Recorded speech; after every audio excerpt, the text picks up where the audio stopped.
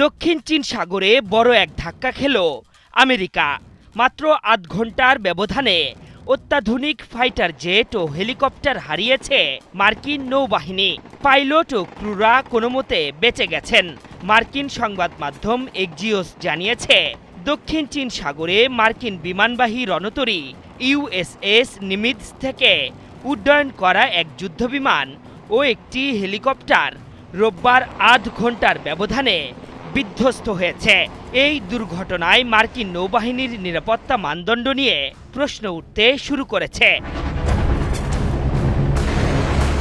মার্কিন নৌবাহিনীর প্যাসিফিক ফ্লিটের বরাতে এক্সিওস জানিয়েছে, বিধ্বস্ত এয়ারক্রাফট দুটি মার্কিন বিমানবাহী রণতরী ইউএসএস নিমিৎজের অংশ ছিল।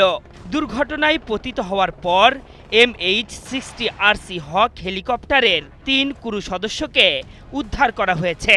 আর FA-18 সুপার হর্নেট যুদ্ধবিমানের ২ পাইলটও ইজেক্ট করে নিরাপদে উদ্ধার হয়েছেন।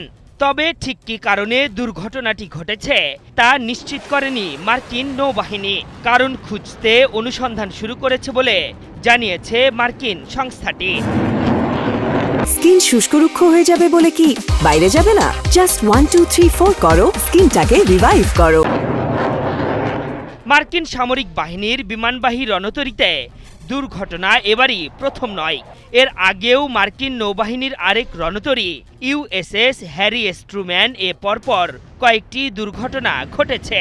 গত বছরের ডিসেম্বরে গাইডেড ক্ষেপণাস্ত্রবাহী ক্রুজার ইউএসএস গেটিসবার্গ ভুলবশত ট্রুম্যান থেকে উড্ডয়ন করা FA-18 জেটকে ভূপাতিত করে। এরপর চলতি বছরের এপ্রিলে আরেকটি FA-18 যুদ্ধবিমান ট্রুম্যানের হ্যাঙ্গার ডেক থেকে পিছলে লোহিত সাগরে পড়ে যায়। গত মে মাসে আবারও একই ধরনের ঘটনা ঘটে। সে সময় লোহিত সাগরে ট্রুম্যান রণতরীতে অবতরণের সময় একটি FA সিরিজের যুদ্ধবিমান থামার তারে আটকে না গিয়ে সরাসরি সাগরে পড়ে যায়। ইউএসএস নিমিৎজে প্রায় ৬০ থেকে ৯০টি ফাইটার জেট ও হেলিকপ্টার বহন করা যায়। প্রতিপক্ষের হুমকি নস্যাৎ করতে NATO Sea Sparrow missile system, close in weapon system ও rolling one airframe missile install করা আছে। ১,০০,০০০ টন পূর্ণ লোড অবস্থায় ঘন্টায় ৫৬ কিলোমিটার বেগে ছুটতে পারে রণতরীটি। তবে ২০৩০ সালের শুরুতে মার্কিন নৌবাহিনীর বহরে পুরোপুরি যুক্ত হবে ইউএসএস জেরাল্ড আর ফোর্ড বিমানবাহী রণতরী। সে সময় মধ্যপ্রাচ্যে অসংখ্য মিশনের সাক্ষী হওয়া নিমিৎজ অবসরে চলে যাবে। অবসরে যাওয়ার আগে শেষ কয়েকটি মিশনে অংশ নিচ্ছে রণতরীটি। তবে ইতোমধ্যে ওয়াশিংটনের নেভাল বেস কিটস্যাপে ফিরতে শুরু করেছে রণতরীটি।